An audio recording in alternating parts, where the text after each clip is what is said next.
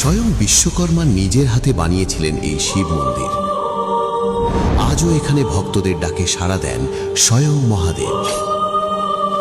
প্রতি বছর অলৌকিকভাবে এক ধান করে বৃদ্ধি পেয়ে চলেছে এখানকার শিবলিঙ্গ, যেখানে আধুনিক বিজ্ঞানও এর কারণ বের করতে গিয়ে মাথা নত করেছে।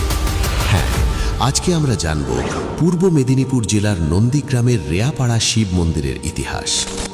আজ থেকে প্রায় ৬০০ বছর আগে মনসা মঙ্গল কাব্যের চাঁদ সদাগর বণিক উৎকল অর্থাৎ ওড়িশা থেকে বাণিজ্য করতে যাওয়ার সময় এই অঞ্চলে নোঙর করেছিলেন বিশ্রাম নেওয়ার জন্য। তখন এলাকাটি ছিল জঙ্গল ও জলাকীর্ণ। তিনি বিশুদ্ধ জলপানের জন্য এই জায়গায় একটি কুয়ো খনন করতে গিয়ে কোদালের কোপ পড়ে এক অদ্ভুত পাথরের ওপর, যেখানে স্থানীয় এক গাভী প্রতিদিন দুগ্ধ বিসর্জন করত। ওই দিন বণিকের ওপর স্বপ্নাদেশ হয় সূর্য উদয়ের আগেই এক রাতের মধ্যে এখানে মন্দির বানাতে হবে, এবং সেই মন্দির নির্মাণের দায়িত্ব গিয়ে পড়ে স্বয়ং বিশ্বকর্মার ওপর।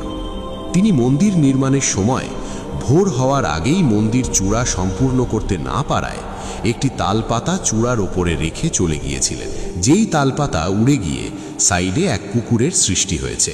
50 ফুট উচ্চতার এই বিশাল স্থাপত্য কেবল চুন আর সুরকির কোনো কাঠামো নয়, এটি নন্দীগ্রামের মাটির গভীরে প্রথিত এক অবিনশ্বর বিশ্বাস।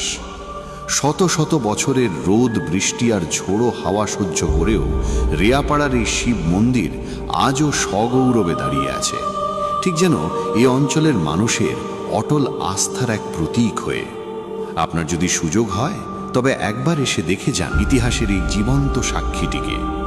আজকের এই তথ্যচিত্রটি আপনাদের কেমন লাগলো তা কমেন্টে জানাতে ভুলবেন না। মহাদেবের এই অলৌকিক কাহিনী ছড়িয়ে দিতে ভিডিওটি শেয়ার করুন। জয় বাবা মহাদেব। আমাদের সাথে থাকার জন্য ধন্যবাদ।